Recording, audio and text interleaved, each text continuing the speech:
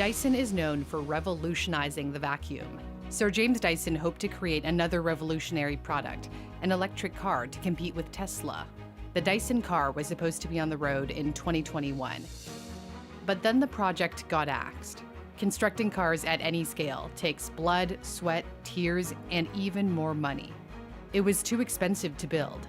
Dyson has a legacy to protect. So does Sony.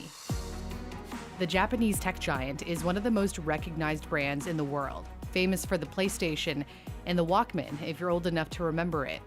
But no one saw this coming. Sony took almost everyone by surprise by unveiling an electric car at the 2020 Consumer Electronics Show in Las Vegas. This wasn't just a concept, this was a prototype. The car is drivable. The team that built Aibo, Sony's cute robotic dog, built the car with the help of the renowned Magna Steyr, which manufactures vehicles like the Mercedes-Benz G-Class. This car is called the Vision S, Sony's vision for the future. Mobile has been the mega trend of the last decade. I believe the next mega trend will be mobility. Mobility is defined as fundamentally changing the way we travel. A car won't just be a way to get from point A to point B. It's a piece of technology, an iPhone on wheels. The vehicle will be connected to the internet. It knows the location of the person it's picking up, while the passenger can also follow the car along its route. The Sony car is jam-packed with Sony stuff. Touchscreen, panoramic Sony displays filled with Sony-owned movies and music. Each seat has its own speakers, so you wouldn't need to fight over what music to listen to. And if you're listening through your earbuds before getting into the car, Sony envisions the music automatically transferring to the vehicle's speakers. The idea is to make the ride as comfortable as time spent in your own living room, with the understanding that one day there won't even be a driver. Cars will be autonomous. Sony's is not yet fully autonomous, but it is moving in that direction, thanks to a whopping 33 sensors located both inside and outside. According to the company, the autonomy level of Vision S is 2 or greater. The driver is still in control, but the vehicle is aware of its surroundings. It can recognize when other obstacles are in its way before parking, and knows when to change lanes while keeping a safe distance from other vehicles. Sensors can even read the driver's facial expressions to gauge levels of concentration and fatigue and send out alerts if necessary. And the temperature will be automatically adjusted to match the comfort level of those inside. Sony originally said it had no intention of mass-producing the car. The prototype was simply developed to show off its technology. But plans may have changed.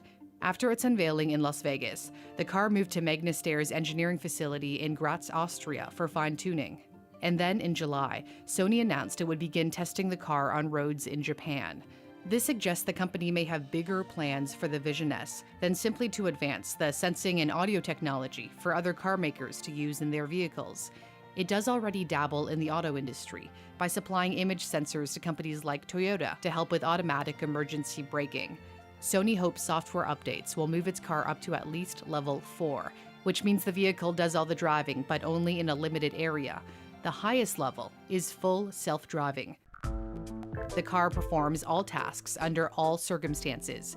It's the same level Tesla aims to achieve. Elon Musk's company has completely turned the auto industry upside down. Other electric cars are often compared to a Tesla. So how does the Vision S stack up against Tesla's mass-market Model 3? Depending on the version of the Model 3, it can go 0 to 60 in 3.1 to 5.3 seconds. Sony claims its car can accelerate in 4.8. The top speed of the Tesla ranges from 140 to 162 miles per hour, compared to Sony's 149. The Model 3 has a driving range of 267 to 360 miles. We don't yet know how far Sony's car can go, nor do we know what price it would be if it does go on sale one day. If it's more expensive than the Model 3 and a comparison with the Model S is more appropriate, it does lag behind in acceleration and speed. A big difference between the two companies is that Sony relies on LiDAR to advance its self-driving technology. LiDAR is a sensor that helps detect objects by beaming out laser light and then measuring the time it takes for the light to reflect back.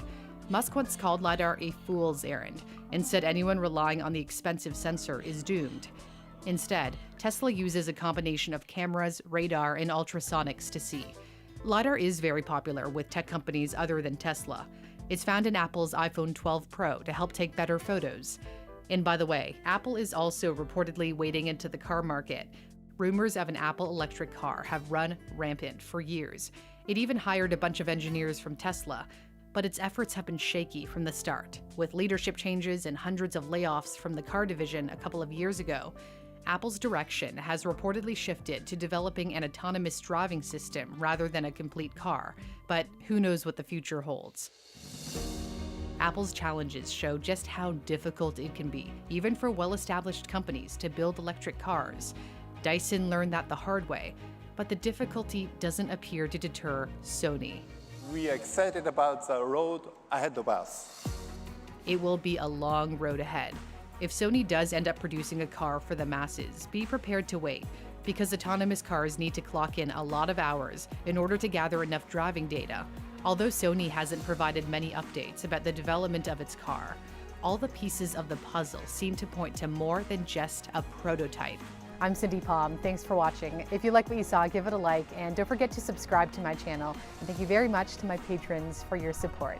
I'll see you next week.